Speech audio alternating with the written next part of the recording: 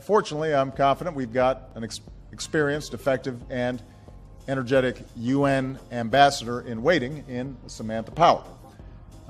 Samantha first came to work for me in 2005, shortly after I became a United States Senator, as one of our country's leading journalists.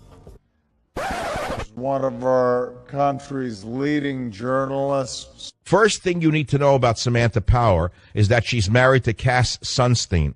I explained to you in Chapter 6 about Sunstein. He's the wacko leftist Harvard Law School graduate and former University of Chicago professor who was appointed by Obama to the position of regulatory czar. He hates gun owners and the Second Amendment, which protects the right of individuals to own firearms. He opposes hunting, a legal pastime of some 12 million Americans.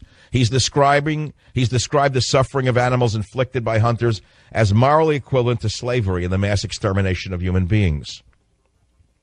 So he is a gun grabber. He hates the NRA. He hates private gun ownership in the United States. He is the husband of the woman who authorized the killing of Gaddafi.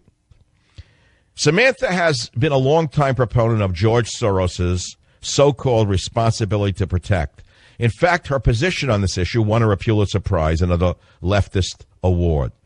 We have more breaking news tonight. Sources say State Department spokeswoman Heather Nauert is expected to be nominated as the next American ambassador to the United Nations. Nauert is a former Fox News anchor and has been serving as the State Department spokesperson. Well, she looks like she has a fine resume as a journalist.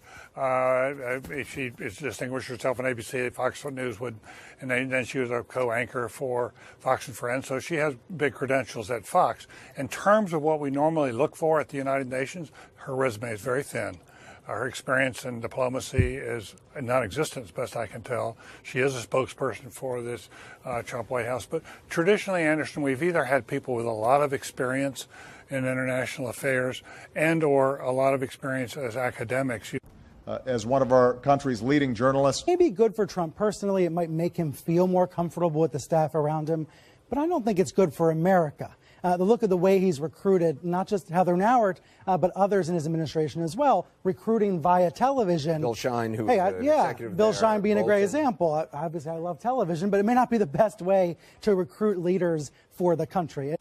Breaking news now on the woman who could become America's next UN ambassador. Samantha Power grilled during a Senate confirmation hearing just a little bit more than an hour ago. She was asked about some of the controversial remarks that she's made, suggesting that the United States had committed some crimes overseas. Listen to this fascinating exchange that she had with Florida Senator Marco Rubio. Watch. I would categorize the Rwanda situation as a crime, as the words used, permitted by the United States. Which ones did the United States commit or sponsor that you were referring to? Again, sir, I think this is the greatest country on earth. We have nothing to apologize for. Okay. So you don't have any in mind now that we've committed or sponsored? I will not apologize for America. I will stand very proudly, if confirmed, behind the U.S. placard. No, I understand, but do you believe the United States has committed or sponsored crimes? I believe the United States is the greatest country on earth. Absolutely. And in fact, her repetition of this line today, Martha, that she believes the United States is the greatest nation on earth and we have nothing to apologize for. It's obvious she's saying that now because, of course, she wants this job to be the U.S. ambassador to the UN. She has a long record of saying the exact opposite. She has accused the United States of committing war crimes. She has accused the United States of assisting or helping, at least, in committing genocide. She has indirectly compared the United States to Nazi Germany. And she has also blamed American power for anti-Americanism around the world. In other words, it's always our fault. The United States should be taken down a notch or 2 or 10 internationally because of all of the past atrocities and bad things that we have done in the world. In other words, she comes out of this far-left tradition, Martha, which believes that the United States has not been a force for good in the world, a force for liberation and freedom, but actually a force for tyranny and oppression. And in that way, she comes right out of the mold that the President of the United States does. I want to just quote, Monica, from something that she said that goes directly to Senator Rubio's question. She said in a speech, a prior speech, U.S. foreign policy has to be rethought. It needs not tweaking, but overhauling. We need a historical reckoning, she says, with crimes committed, sponsored, or permitted by the United States. And she goes on and on to say that we need to open the files, we need to go back and look at the mistakes we made. And basically, she talks a lot about, before you go out in the world and, try to support a nation, you need to also explain what you did wrong there in the past that sets you up for this new change of heart. To her long-standing philosophy, and she's got a long paper trail where she writes about this, about how the United States, it's always blame America first, that the United States is presumed guilty when we're taking a look at U.S. actions around the world.